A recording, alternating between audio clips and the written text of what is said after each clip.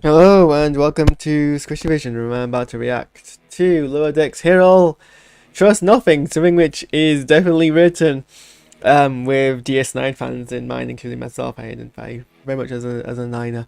So yeah, this episode features the first return to Deep Space Nine since the finale of the show. What we left, brain has stopped working, but you know the episode I'm talking about.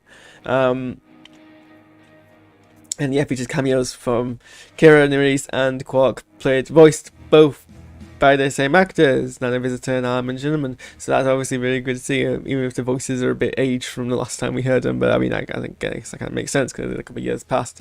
But yeah, we get to see a animated version of the station, more or less replicated from what it looks like on the show, but with some kind of developments.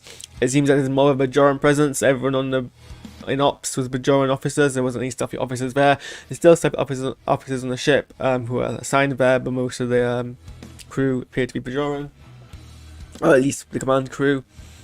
Quarks has expanded the franchise, which I like because that's part of Star Trek Online, which I guess until now I kind of regard as sort of canon-ish, and that nothing was there to kind of say otherwise, but now we're still getting more post DS9 Nemesis content, so that kind of overwrites that. But in Star Trek Online, Quarks have become a franchise, but Quark had also moved out of DS9, presumably because he didn't want to have Armin Shinneman voice the character. I think he's returned since, but yeah. I guess if this is kind of him in his early kind of franchising career, but I like that kind of touch. And yeah, I mean, I think there's probably other kind of DS9 references, certain episodes from DS9, some I haven't actually seen yet. I like how Boylan was like getting very, very kind of successful at Dabo. And then there's kind of a bit at the end where he's like, well, would you rather have a gift cards instead of the Latinum? And it looks like he's trying to get one over Boimler. It looks like it's going to be one of those Schadenfreude endings that I hate so much, but actually Boimler points out that money's worthless to him as a Starfleet officer anyway, and he actually would prefer the gift card for Quarks, and he actually wins, and I kind of liked that. You also get to see kind of a cooler dig into sorry, I'm just farting my breakfast. That's what happens when you eat beans. Kind of a deeper dive into Tandy's kind of past, and we know obviously that she's rejected the whole kind of Orion criminal part of their culture, but that doesn't mean she doesn't know how to do it, and we see this episode her kind of embrace that to try and reclaim a ship, and it's actually quite a powerful and very fun scene to watch, like the kind of self-assertiveness of Tandy, and also the kind of the annoying but humorous character of the other Orion being like someone who it was revealed that he was actually born on Earth, and he then actually lived on Orion, and he was adopted by kind of human parents. And so he tried to kind of compensate by absorbing a lot of culture from what he read, but all this culture was kind of very kind of propaganda-ish, very kind of stereotypical, and actually, both comments a lot on how, a lot of people, I mean, not me, but I can relate to it from being in a position. Obviously, I was born into a Pakistani family, but I was lived in Britain my entire life. I've never lived in Pakistan, and so my kind of embracement of Pakistani culture is not as kind of whitewashed as his, because obviously I have a Pakistani family, but I'm still kind of seeing a lot of my own culture through Western lenses.